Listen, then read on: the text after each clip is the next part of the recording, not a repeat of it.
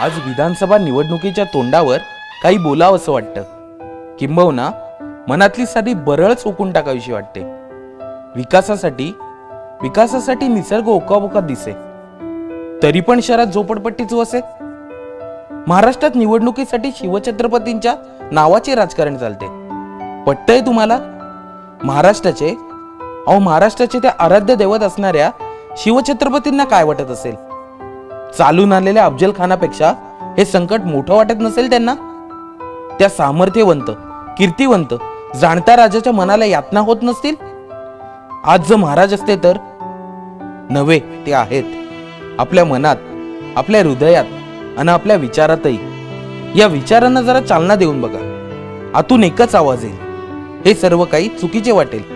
हे चुकीचेच आहे. लोकशाही म्हणजे काय हो? लोकांनी लोकांसाठी, लोकांकरता निर्माण केलेले राज्य नव्हे का? परंतु आजकाल त्या संकल्पनेतच बदल घडत चाललाय. नेत्याने सत्तेकरता पैशाने उभारलेले राज्य असे नाही वाटत तुम्हाला? चीड येत नाही या गोष्टीची? याला जबाबदार कोण? फक्त नेतेच? आपणही आहोत असे नाही वाटत तुम्हाला?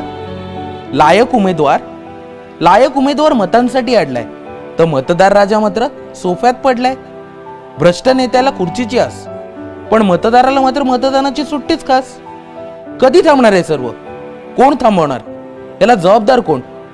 जास्त विचार करू नका. या सर्व परिस्थितीला आपणच जबाबदार आहोत. 500 रुपयांकरता आपण आपलं मत विकतो. मतच काय, आपण तर आपला देहच विकतो. मी तर म्हणेन देह नव्हे, आपण आपला संपूर्ण महाराष्ट्रच विकायला तयार आहोत. रक्तदानाने किमान 3 ते 4 लोकांचे आयुष्य वाचते.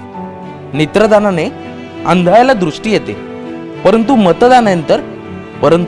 मतदानाने तर महाराष्ट्रालाच गती येईल. आणि म्हणूनच मी म्हणतो, मतदान हेच श्रेष्ठ दान. त्यामुळे यंदा मतदान करायचेच. लाडक्या उमेदवाराला नव्हे, लायक उमेदवाराला. पैशाला नव्हे, विकासाला. आणि मग बघा, आपला महाराष्ट्र नक्कीच सुजलाम सुफलाम झाल्याशिवाय राहणार नाही. खऱ्या अर्थाने पुरोगामी महाराष्ट्राची ती सुरुवातच असेल. मी बोललो काळजाला रुतलं म्हणून. मी बोललो हृदयाला भिडलं म्हणून. तेव्हा उठा, शंड नाहीत, जाणते होऊया. आणि 15 ऑक्टोबरला 100% मतदान करूया. हो, मतदानच, विक्रय नाही. जय हिंद, जय महाराष्ट्र.